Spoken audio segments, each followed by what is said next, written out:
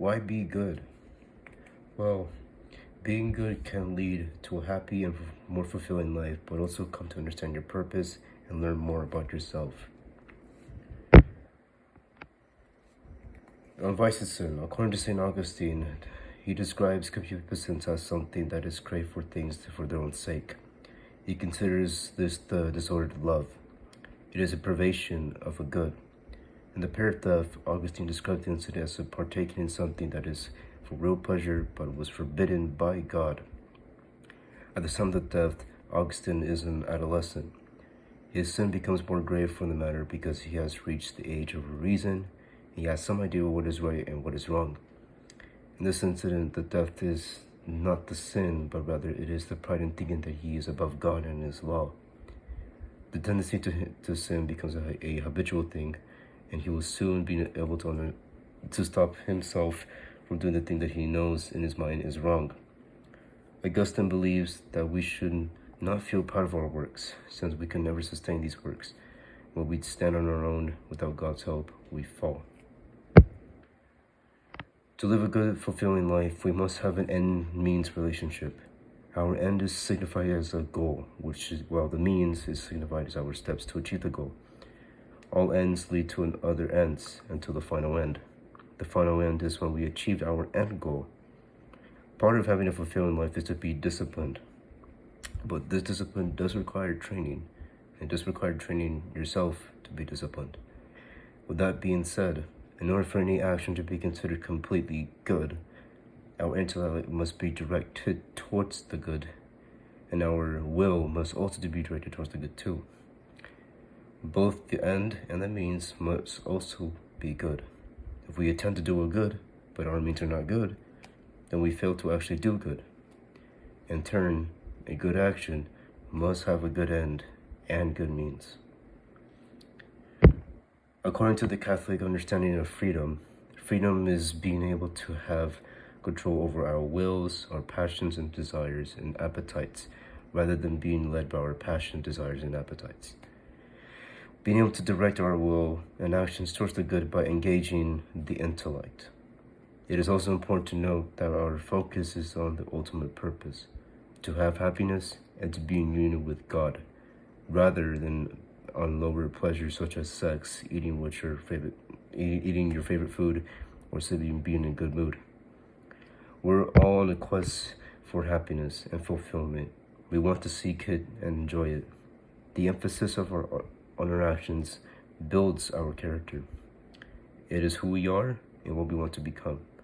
And the moral idea from this is to do good and avoid evil. A good life can be defined in many ways and different perspectives. A good life could be defined as a virtuous journey to achieve the goals of which we aim and ultimately lead to happiness. We can live a good life by being virtuous and having to act on things that we genuinely care about. Reason plays a big role in our seeking of the good, as our reason can help us to be able to know the good and direct our actions to it. We seek the good through our actions. This is why reason plays a big role in our journey of seeking the good. The good connects to our happiness because when seeking the good that is good for us leads us to be happy in the end. Our telos. Now, a big part of being happy is getting what is truly good for us. According to Aristotle, he explains that good is that which all things aim. Whatever we aim to achieve, it must have some good to it. Every art and insight, action, and choice aim for some good at which all things aim.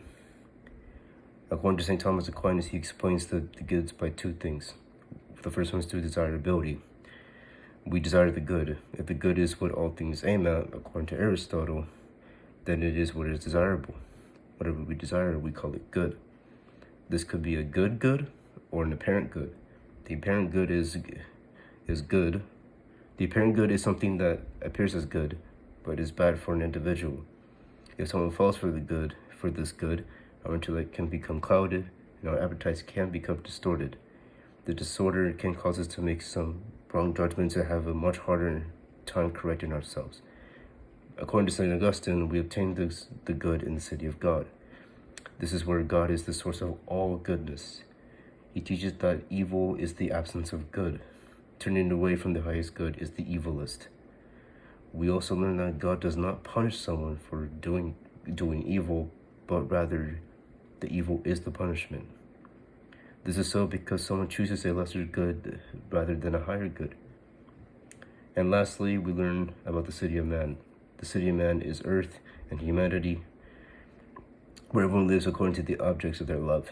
The relationship between good and evil is that the good is always something that we as humanity strive for.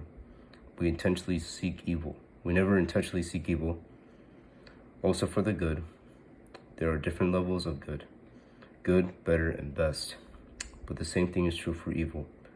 Bad, worse, and worst. The opposite of the highest good is to be without goodness at all. Now, a counterclaim to the claim stated above, or stated, is that there is a ton of suffering in life and that there is a lot of evil in the world too. How could there possibly be an end goal of happiness? And this is from personal experience. I have questioned this. Well, there is suffering in the world, but we must choose wisely on what actions we choose to do that lead us to either a bad or good outcome. Humans, we naturally strive to be happy. It is our human nature to be happy. Living with bad decisions, such as doing drugs or committing murder, strays us away from the ultimate good, keeping in mind that the evil is the absence of good. It doesn't exist, but it is real.